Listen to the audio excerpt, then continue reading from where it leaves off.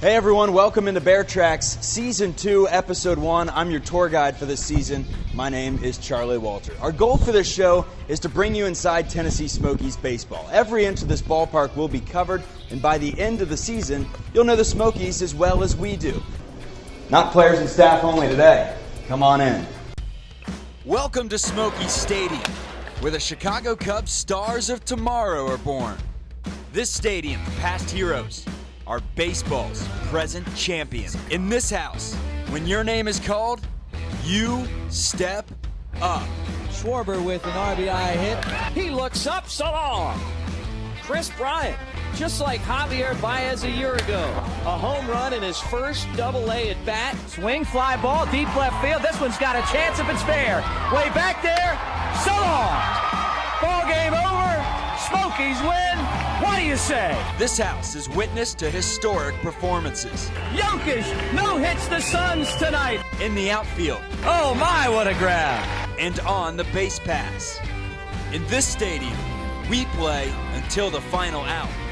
Swing, there's a line drive, base hit, and the Smokies score 8 times, and they stun the Braves. They were down 7-0 going into the bottom of the 9th. So long! Bodie, a 2-run shot, and the Smokies take the lead here in the bottom of the 8th. That one hammered into center field on his horse is Connor Lean, all the way back to the track to the wall. See ya! Charcer Burks has left the building. This is America's friendliest ballpark. For the next 30 minutes, we're giving you the best seat in the house. Bear Trax starts right now as we bring you inside Tennessee Smokies Baseball.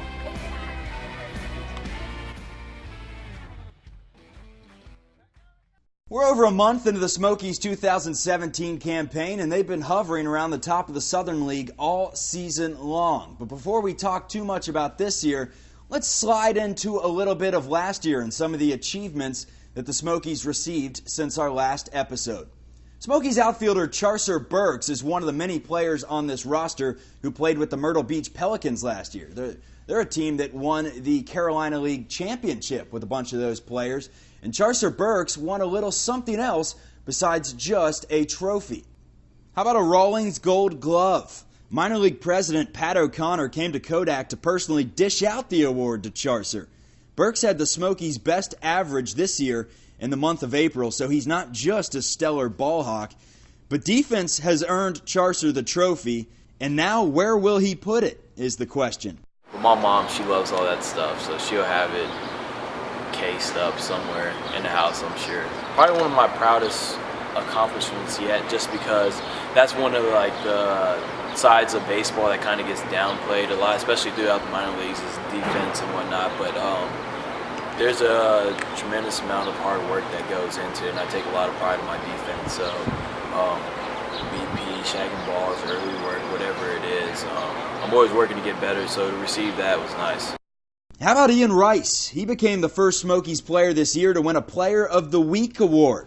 Rice entered the homestand with Jacksonville having just 3 RBIs, but he kebabbed shrimp pitching. Absolutely destroyed them. He hit 3 balls out of the park and finished with 9 RBIs and a .615 average in the week. So right off the bat, we have guys in the field and guys at the plate being recognized, but how about the guys at the mound, I ask? Well, they haven't been too shabby either. The Smokies had 5 shutout performances all of last year, and they reached that mark before the end of April this season. 3 straight nights the Smokies shut out the Birmingham Barons, and they went over 30 straight scoreless innings in that process. It's funny, I don't think it came as a surprise to me just because we have so many quality starting pitchers. And we were talking earlier how I think all of us understand what kind of pitcher we are, and we go in there and try and day in and day out be as consistent as we can.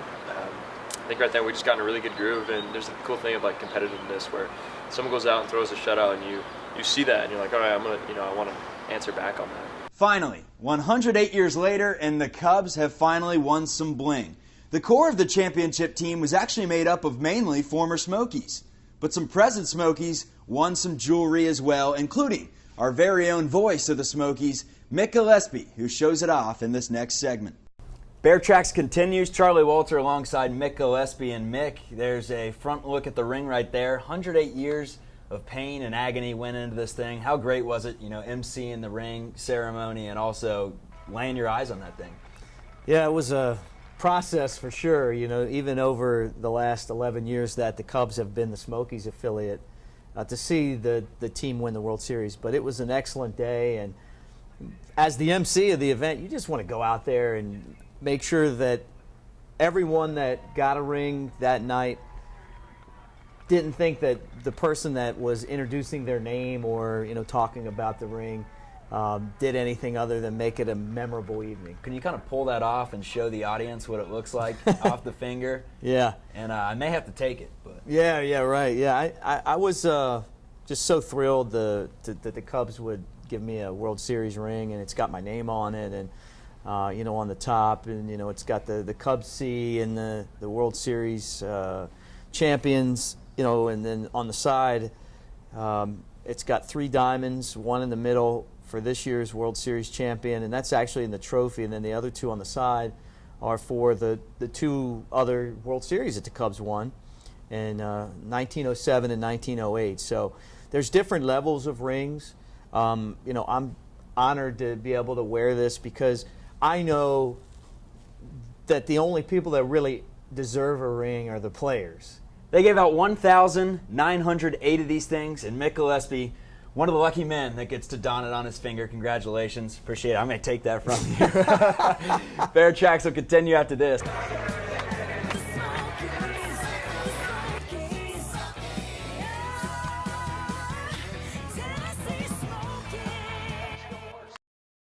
Why would you get a baseball lesson when you can get one from a future pro for free? Yeah, that's right. It's our newest installment on Season 2 of Bear Trax, our Play Like a Pro segment, where the players teach you how to make your game grow. If you're a pitcher, today's your lucky day. Hey everybody, I'm Mick Gillispie. Great to be joined by Terry Clark, Smokies pitching coach and longtime Major League pitcher. This is our Play Like a Pro segment, and Terry's going to talk about high school kids and give you a couple of tips on how to pitch. Yeah, this will be more of a section for high school kids, a little bit older, already starting to throw the breaking ball, maybe a slider, curveball, or a changeup. But this is where they've really got to tune in on their mechanics a little bit more so they stay healthy. That's the biggest thing in baseball, stay healthy. If you're healthy, you can pitch. If you're not healthy, then you're going to have a little trouble. So for the most part with high school kids, the biggest thing for them is learning what the front side starts to do. Everybody wants to throw hard, so the first thing you do is you get up here, and as you come through, this front shoulder starts to leak to try to bring this through, to throw the ball harder, which is the exact opposite of what you want to do. The front shoulder wants to stay in this way, strong right in this position here, and then this arm comes up, and this arm pushes the front elbow out of the way. Some guys teach pull with the elbow. All that's going to do is cause a lot of problems with command. You're not going to be able to throw strikes. You might throw a little harder, but the ability to throw strikes with all my pitches goes away. So it's the same as when you're young. As you start to go into high school, most important thing, throw strikes. So here, it's the same thing as when I start my mechanics, this goes up, balanced. This arm's in this position here, as my front shoulder's here, so I can get out, and now you start to see my chest and my head out over my front leg. A lot of guys throw like this, and I'm back here. Well, this is stiff now. So now I'm actually throwing into something that doesn't allow me to finish the baseball. I want to be able to finish the baseball. So this can stay a little bit softer, so now I get out a little bit farther. And what people don't talk about now is they have velocity and perceived velocity. Perceived velocity is what the hitter's seeing, the velocity across the plate. So the longer I can stay with the baseball, the harder it looks to the hitter. Every 6 inches is 2 or 3 miles an hour. So I want to get out there as far as I can here and be able to, instead of letting go of the ball here, I want to try to let go of the ball out here. I don't teach a curveball until 14 years old. So I have parents that come to me and ask me to teach their son a curveball, and I'm like, how old? 13? No. 14, see if they can spin the ball. If they can spin the ball, great. If they can't, then they may have to go to a cutter or a slider. Curveball, believe it or not, folks, is you can either spin it or you can't spin it. There's no rocket science to it. Your wrist has to be able to move and spin the ball this way. If it can spin that way, you can throw a curveball. If it doesn't spin right, you're looking for trouble because you're going to start trying to get the break out here, and that leads to elbow problems. You want to be able to just think, fastball, curveball with my wrist, and the curveball comes out. Slider's more this way, not this way. When you start getting around the ball, whether it's a curveball or a slider, creates a lot of problems in the elbow. And young kids being 14 to 18 years old, there's still a lot of stuff growing in there. And so anytime I'm putting a lot of stress on my elbow by twisting, leads to problems later on. That's one of the reasons I don't do it until they're 14. Terry Clark, big league pitcher, Smokies pitching coach, and another great lesson in what to do out on the mound.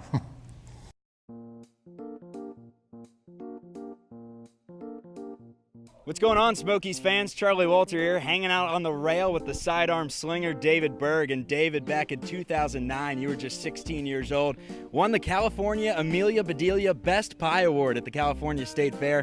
What'd you cook, and what was your secret recipe?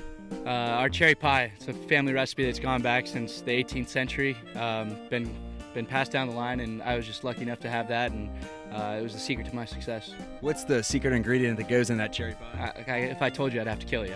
Little known fact about you that all the guys in the clubhouse know: you're a big Aaron Carter fan, big fan of boy bands, all boy bands for that matter. Who's your favorite? What's your favorite song? Oh, it had to be Backstreet Boys, easily. But I'm a firm believer that Bye Bye Bye by NSYNC was the best song ever created. You're the jack of all trades. Little known fun fact about you: you were a paper boy for 8 years, all the way back in your day. That's how you got your sidearm delivery. I have to ask you, what's a better feeling, striking out a batter or lofting a perfect paper up on someone's stoop? Anytime you get it right in the slot and put it right inside the door so they have to come outside, no better feeling in life. You've been wearing the same Halloween costume for 10 years running. Who is that costume, and why do you always wear it?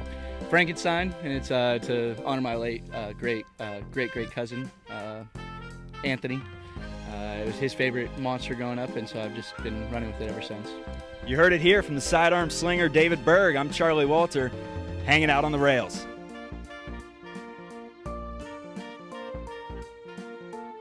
Each week we will be featuring a star of tomorrow in the minor leagues. These are guys that don't necessarily play for the Smokies, but are soon to be a household name across the game of baseball.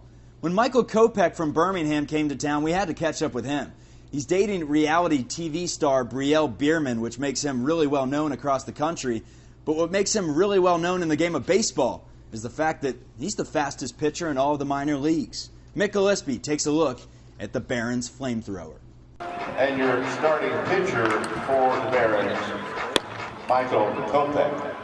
If his name doesn't already ring a bell, then meet Michael Kopech, a flamethrower who's made some questionable decisions off the field, but possesses unquestionable skills on it.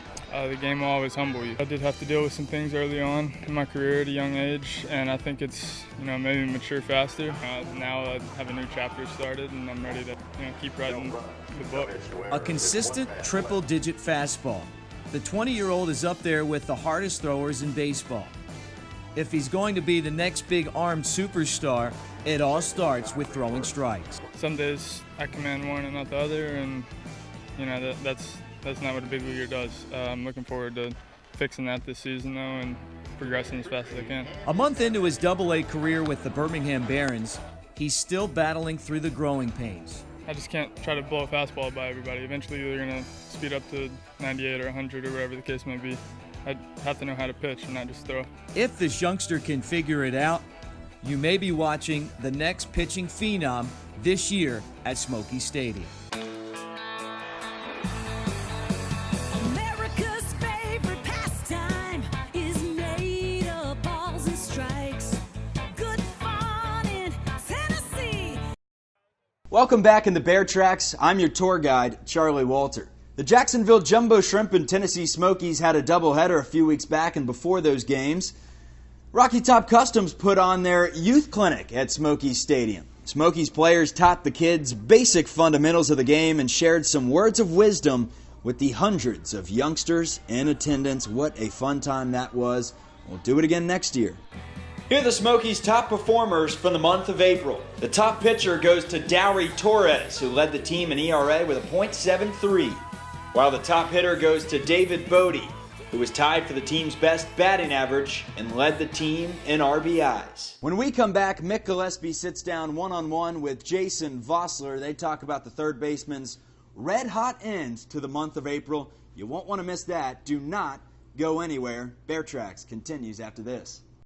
Hey, I'm the Rally Ranger, and I'm back for Season 2 of Bear Trax. Woo!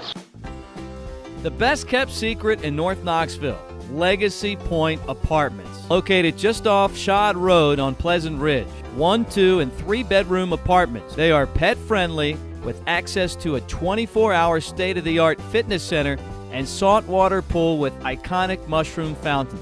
Find out for yourself. Stop by and meet their friendly staff or visit them online at legacypointapartments.com. With Jason Vosler, I'm Mick Gillispie. First off, slow start to the season, but things have picked up, and you look at an 0 for 18. You still walked 7 times, though, in that first series of the season. What did you get out of that experience? I was feeling real good out of spring training with my swing and stuff, and I think just not getting a hit in those first couple of games, I put a lot of pressure on myself to get that first hit out of the way, and it kind of snowballed a little bit. But luckily during that time I was seeing the ball well enough that I was able to still get some walks even though I wasn't getting hits. And then now that I broke out of it, it's nice to look back and at least to have gotten those walks in that slump. Yeah, it was still an on-base percentage of well over 300 with an 0 for 18. What's amazing, though, is that you took that, you built on it, and became the first Smoky in 10 years to hit 3 home runs in one game. You did that in Chattanooga. In your entire life, have you ever hit 3 home runs in one game? No, absolutely not. Not even going back to Little League. I think I've had a couple of 2 home run games, but never 3. So that was an experience I'll definitely remember the rest of my life. Yeah, and then on one road trip, 10-day road trip, along with those 3 home runs, you hit like 6 home runs in a week. Yeah, no, I mean, it was a great road trip. We got a lot of wins out of it too. And yeah, just baseball's a funny game like that. When you're feeling good, good things happen. Last year, you went the entire season with 5 home runs. What's the difference for you right now? I think I was just able to go in the off season and slow the game down a little bit for myself. I worked on some things, but no major changes. And yeah, like I said, just slowing the game down has really helped me to get my pitch and not miss it. How much fun is it to play with this group of guys? Oh, it's great. I mean, a lot of these guys I've played with up the ranks of the minor leagues so far, and we've had success too. I mean, last year winning the championship in Myrtle Beach. And yeah, it's just a great group of guys, and we've been successful out there again so far, so hopefully we keep it going. You play third base. In the big leagues, Chris Bryant plays third base. Is that, to you, a distraction, or do you even worry about who's ahead of you? I mean, he is one of the best players in baseball and the reigning NL MVP. Yeah, I mean, he probably is the best player in baseball right now, but that's not something I like to look at. He's obviously a great player, and I'm rooting for him and everybody on the Cubs. So I'm just trying to play my game and see what happens from there, and not really worried about who's in front of me or who's behind me or whatever. If I take care of my own stuff, then good things will happen. Well, that'll do it. Season 2, Episode 1 is in the books. We will see you again next week, same place, same time, with plenty of more Tennessee Smokies stories to get to. I'm your host, Charlie Walters, saying thank you so much for watching. Don't just have a good night, have yourself a great night.